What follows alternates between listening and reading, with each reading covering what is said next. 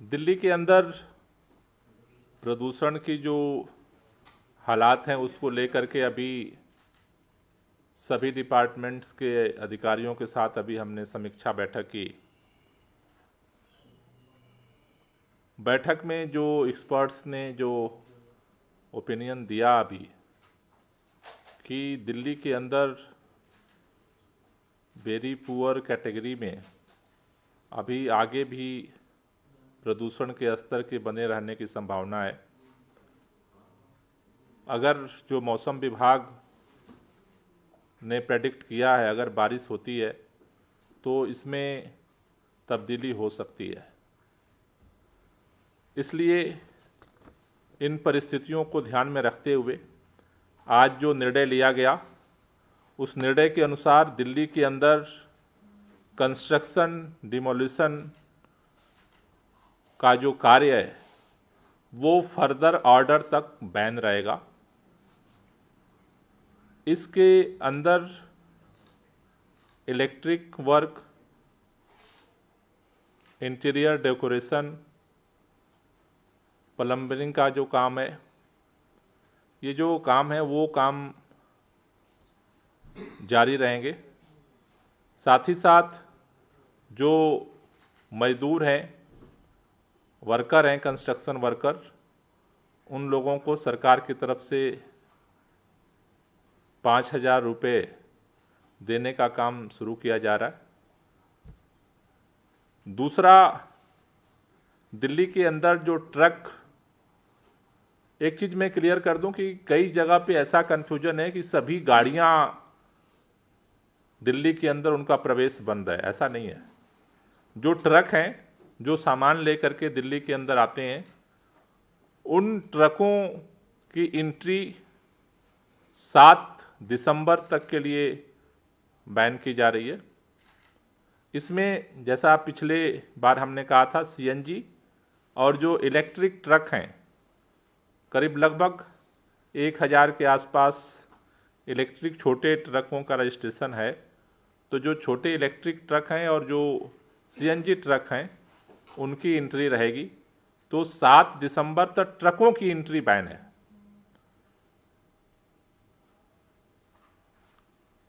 अगला जो निर्णय हमने आज लिया है कि रेड लाइट ऑन गाड़ी ऑफ कैंपेन, जो 3 तारीख को इसका 15 दिन सेकेंड फेज का पूरा हो रहा है, तो रेड लाइट ऑन गाड़ी ऑफ का तीसरा चरण 15 दिन के लिए और हम बढ़ा रहे हैं। 18 दिसंबर तक रेड लाइट ऑन गाड़ी ऑफ कैंपेन, जो दिल्ली के अंदर चौराहों पर जो व्हीकल पोल्यूशन गाड़ी चालू रखने से होता है, उसको रोकने के लिए ये 15 दिन के लिए तीसरा चरण हम शुरू कर रहे हैं और ये 18 दिसंबर तक चलेगा। दिल्ली के अंदर आज से स्कूल, कॉलेज, इंस्टीट्यूट खुल गए हैं। साथ ही साथ हमने जो सरकारी दफ्तर में वर्क फ्रॉम होम था, उसकी जगह सरकारी दफ्तर को अब ओपन कर दिया गया है। लोग दफ्तर आज से ज्वाइन कर रहे हैं। लेकिन जैसा हमने पहले घोषित किया था कि हम उन मेजर्स कॉलोनियों में जहां पर कर्मचारी ज़्यादा संख्या में रहते हैं, वहां से स्पेशल बस सर्विस हम शुरू करेंगे। अभी आज से दिल्ली के अंदर 14 जो मेजर कॉलोनियां हैं, जहां पे दिल्ली एडमिनिस्ट्रेशन डिपार्टमेंट का जो फ्लैट्स हैं, जहां रहते हैं कर्मचारी, वहां से स्पेशल बस सर्विस शुरू कर दी गई है। वो सुबह लगभग 8, साढ़े 8 अलग अलग जगहों का 14 जगहों से शुरू हुई है। 8, साढ़े 8 से उनके कॉलोनी से बस चलेगी और सचिवालय आएगी और शाम को लगभग 5, साढ़े 5 के बीच में जो है वो उनके घर तक छोड़ेगी। जो कॉलोनियाँ जहाँ से शुरू की गई हैं उसमें गुलाबी बाग, Mayur Vihar phase 2, Motia Khan, Shalimar Bagh block A, Timarpur, Harinagar, sector 3 Dwarka, Nimri colony Ashok Vihar, sector 11 Rohini,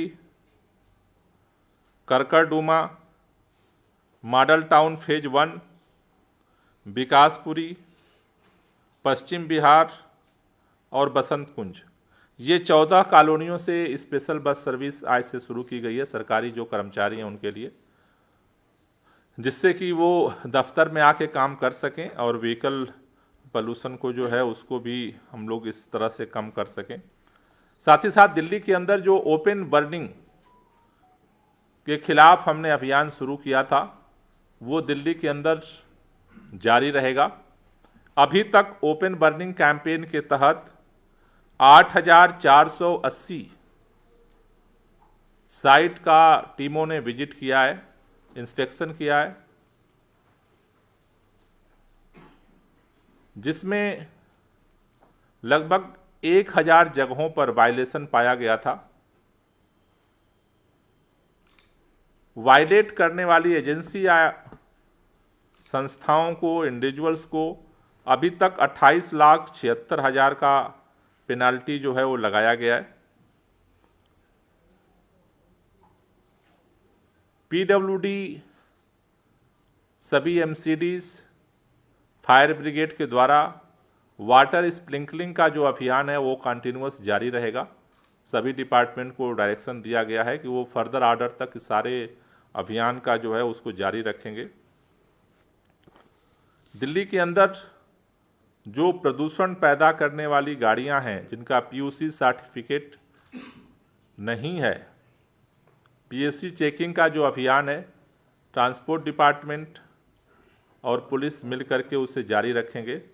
petrol पंपों पे जो पिकेटिंग हो रही है, अभी तक अक्टूबर और नवंबर के महीने में 18 लाख पीयूसी सर्टिफिकेट जारी किए गए हैं।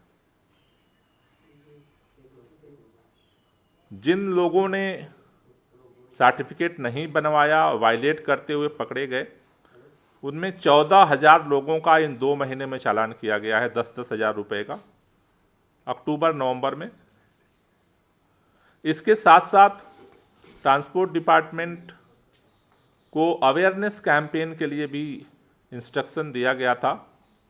तो अभी तक एसएमएस कैंपेन हमने इनको इंस्ट्रक्शन दिया था, तो 30 लाख लोगों को एसएमएस भी भेजा गया है कि अपना पीयूसी आप बनवा लें, नहीं तो 10 लाख रुपए का जो है पेनल्टी इम्पोज की जाएगी। तो प्रदूषण को देखते हुए ये सभी जो मेजर्स हमने बताया वो जारी रहेंगे। और दिल्ली के लोगों से भी हमारी अपील है, सभी लोगों से, कि अभी प्रदूषण का जो स्तर है हमें किसी तरह की ढिलाई बरतने की ज़रूरत नहीं है। कहीं पर भी अगर आपको लगता है कि कंस्ट्रक्शन बंद है लेकिन कोई चोरी छुपे वायलेट करते हुए कंस्ट्रक्शन कर रहा है, तो आप ग्रीन दिल्ली ऐप पर आप उसका फ़ोटो खींच करके हमें भेज सकते हैं। अगर आपको लगता है कि कहीं पर ट्रकों की एंट्री हो रही है तो आप हमें ग्रीन दिल्ली ऐप पर इसकी सूचना दे सकते हैं। कहीं पर अगर आपको लगता है कि कोई आग जला रहा है, उसकी भी आप सूचना हमें ग्रीन दिल्ली ऐप के माध्यम से दे सकते हैं। ग्रीन दिल्ली ऐप आप चाहे एंड्रॉयड फ़ोन हो, चाहे आपके पास स्मार्टफोन हो, सभी के माध्यम से आप इसको हमें भेज सकते हैं, जिसके आधार पर हम और एक्शंस को बढ़ा सकते हैं। Thank you. कोई क्वेश्चन हो तो ले लीजिए। गोपाल जी, एक सवाल है।